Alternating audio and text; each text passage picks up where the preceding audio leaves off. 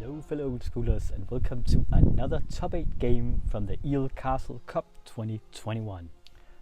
Now, we saw the previous battle between Lion Dip and Factory Control, and while that quarterfinal was being duked out, I was playing on another table with Composition A coming up against the deck. And you might think, well, you're being a bit of a negative Nancy right there, Anders. But you don't understand that at this point that was just the third time in a row that I had to face that particular archetype in this tournament. So yeah, it's always an uphill struggle, or so it feels. But so far, it's been going rather well. So yeah, let's make it a hat trick, right? Let's see how it goes.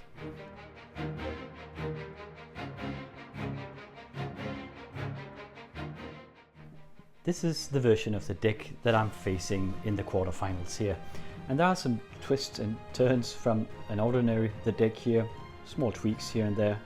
The fourth book has been replaced with a mirror universe. That makes it possible for him to change or exchange life with his opponent and just finish him off after that. We only have a single Abyss as well. Many of the decks use 2 or 3 main deck, but it makes it possible for him to have a better mirror matchup against the deck, because the Abyss is usually a dead draw in the mirror matchup. So instead he has that single Abyss and then has supplemented it with a couple of lightning bolts on top of the 4 Swords to Plowshares we see here on the right, and a single fireball for additional removal, and also an extra way to sort of just oust the opponent. We also see his sideboard here. He actually has, I think it's 3 Serra Angels and a Moat. So he can make a bit of a transformation sideboard after the first match. In anticipation of the opponent taking out all his creature removal, well, he can take in his Serra Angels and his Moat and take the Abyss out. And then he becomes sort of like more of a mid-range deck. Very not a lot of creatures though, but still, if the opponent doesn't have any creature removal, those angels can really just dominate the air and win the game with that, especially as he has counter magic to protect them with. So that is the setup we're against here. As for my deck, this is the version of Composition A I was using at this particular time. It has changed since then. I don't think it's as good against the deck before sideboard as it usually is, because I've taken out a Disenchant and also taking out the regrowth here, and have a bit more creature removal and a Maze of Ith. So that makes this version of Composition A better suited against aggro decks, and also like the Lion Dip deck that we saw in the match just before, but it might make it slightly weaker against the deck. We need those 4 Disenchants in the main deck, I think, again, because they're so important against the Abyss in those books. But still, we have 3, and after sideboard we have access to all sorts of Divine Offerings and 4 Disenchants, and also the Red Blasts and the Sushis, so there'll be a lot of sideboarding in here. But yeah, the first match I'll likely have trouble, I imagine. But it is a mid-range deck. Use some Single Vampires, a single Serenity Befried, 4 Hypnotic Spectres, those are great against them as well. In combination with Underworld Dreams, that are sort of nice against the deck as well, and the dreams can be used with Time Twister and Wheel of Fortune for big bursts of damage through that combination. So that is the matchup for today, a mid-range versus the deck. Let's get it on.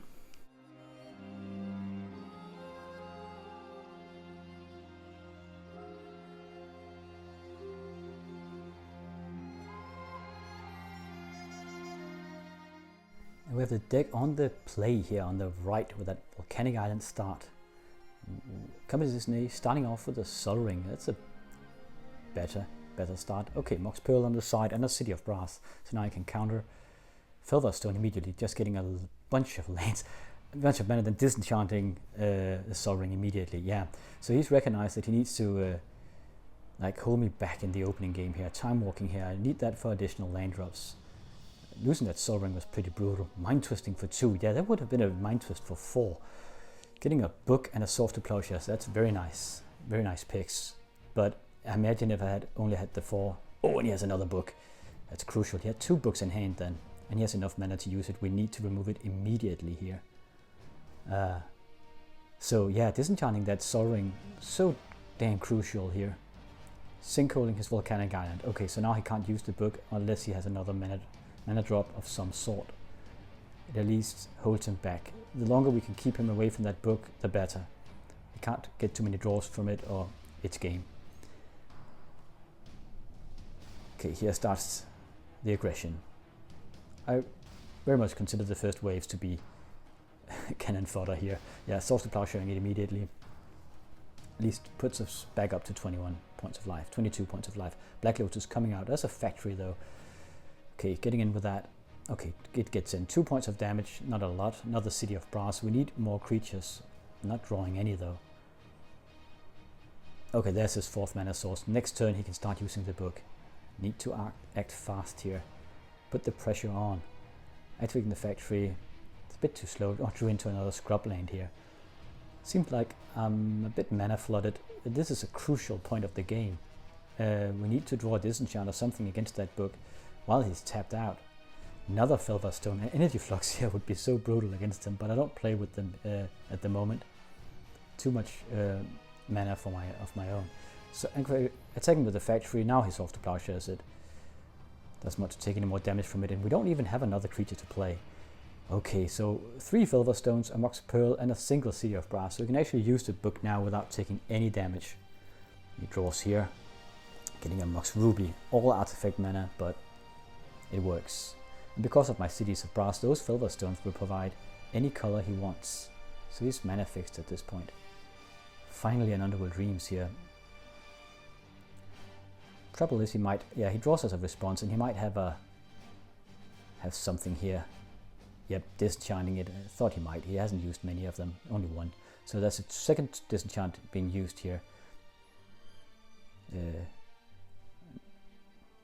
So yeah, seems like the window is closing here. That's like the early window of really punishing the deck, but now he has the book, and that will net him all the answers he needs, unless we can get something to remove it with before he draws a counterspell. Time Walks here, and that makes it possible for him to use the book again. Doesn't draw a lot of lands. Okay, Sinking Vampire coming down here. Finally some aggression. I think we need more creatures in composition A as well. Draws with the book, Swords to Plowsharing this Sinking Vampire here. Alright, now Mind Twisting my hand. I bolt him in response. 2 Swords to Plowshares, not worth much in this matchup, and a land. So yeah, as said in the opening game before sideboard, there are many dead draws in composition A in this version. Those Swords to Plowshares aren't worth much against him either. Oh, Nabis coming out. So this Hypnotic Spectral will go screaming into the void here. Now he's protected behind the Abyss, and he has a book, and I need 2 disenchants to get through now, and he might counter. Let's talk about problems here. At least factories can be used, I suppose.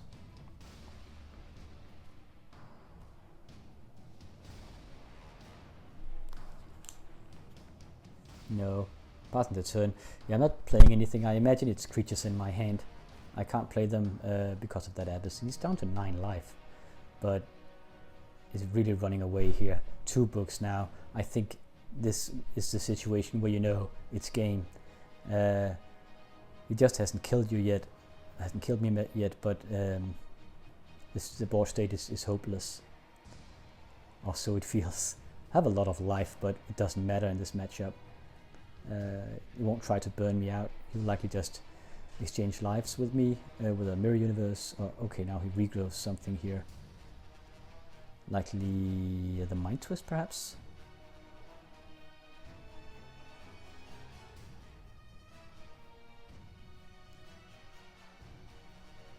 Sacrificing the Lotus as well, and now Mind Twist. Yeah, 2 lands, a Hypnotic Spectra and a Juicent Gen. The creatures were held back by the Abyss, now tutoring, but he counters it. So, it's blocking my every attempt here. Then just coming down. Now it's his turn to tutor. We'll just cut a bit forward while he shuffles through his deck here. Yep, Mirror Universe. So we have one turn left until, and he will just change lives here. Can't do anything. Passing the turn.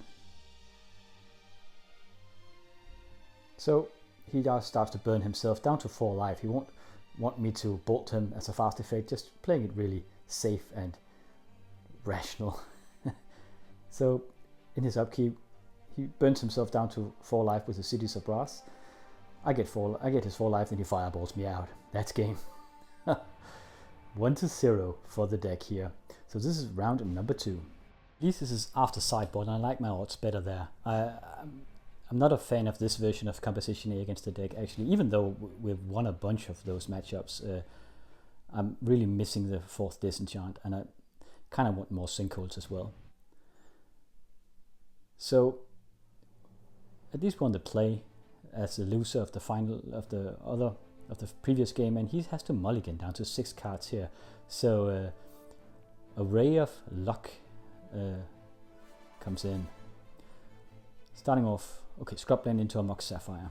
Really needs to get the tempo going here, and really just sit on him from the get-go before he evolves his board state and gains control. Factory coming down. Okay, lacking the 2nd black mana source, it seems. That's a Tundra. Now he can counter.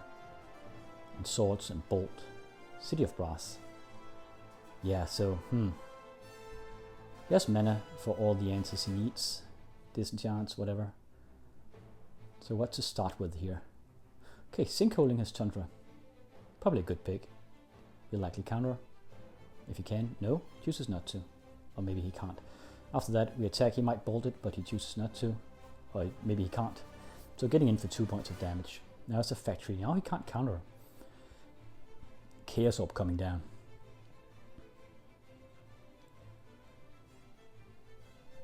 It's tapped out though. Divine Offering on the Chaos Orb. Getting rid of it. Putting me back to 21 life. Then punching him with the Factory one more time. There's the Underground Sea. Now his counter magic is up. Still no white mana for him though. Ace of Ith. I kept that because in the deck because I feared that he would make a transformation sideboard, but I think all my Swords to Plowshares are out. Not really sure. Jusumjen coming down here. No white mana for him. That would make it exceedingly dangerous for him. I suppose he can block it with the Factory and then bolt the Jusumjen, but aside from that, he'll have trouble handling it without any white mana. Now sinking the Factory, so he can't do that. No counterspell. Activating the Factory, coming in for 7. Okay, so he needs an answer really fast here. Composition A can do a ton of damage if it's unanswered. Nothing of him yet. That sinkhole was really crucial, putting him down to 2 points of life. Look at this. Yeah, forfeiting the game. Couldn't play anything, so 1-1 at this point. Composition A after sideboard. I think I want the main deck to be more like it is after sideboard. Because there are more creatures, and yeah, it's just so difficult because you want stuff in your deck for everything. And if I make it better against the deck, I'll have a harder matchup against other kinds of deck, but that's the same for everyone, right? It's so difficult to strike that balance. Anyway, the third and final match of this, the battle for the semi-finals here. The deck is on the play. Everything is in the air. It's sort of like the previous game, really coming down to the wire in this matchup. Starting off, oh yeah, Underground Sea and a Pearl and a Sapphire. Really a good start from him. He can counter, he can Swords to Plowshares. What to do? Let's see how Composition A will respond to this. City of Brass and a Ruby and a Lotus. Yeah, okay. Yeah, I'm probably considering here the odds of him having a counterspell. He must have 4 cards left in hand. No, 2 cards left in hand? Really? No, it must be 4. So, does he have a counterspell? I'm probably considering making a a big push. Okay, doing it here. Also considering if he has a source to plowshares, but sacrificing the Black Lotus to get the Juicem in. If he didn't, yeah, he counters it. If he didn't have an answer, we could make some really fast punches with that. Especially if I have a Time Walk or something. You can halve his life in one turn. Factory and an Emerald coming down. Still, we lack the second black mana source here. Passing the turn.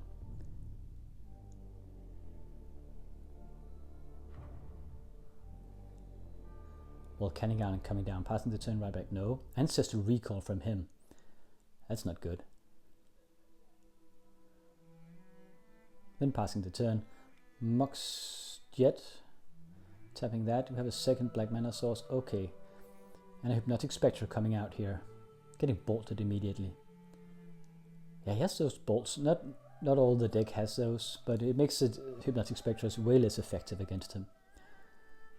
But I think we have Juicem Jins, Sushis, Sengias, Hypnotic Spectre. We really have a lot of creatures after sideboard against him here. The problem is if he gets too far ahead in cards, and that Ancestral Recall has helped him a bit. His mana base is a bit unstable though. Here's a tutor.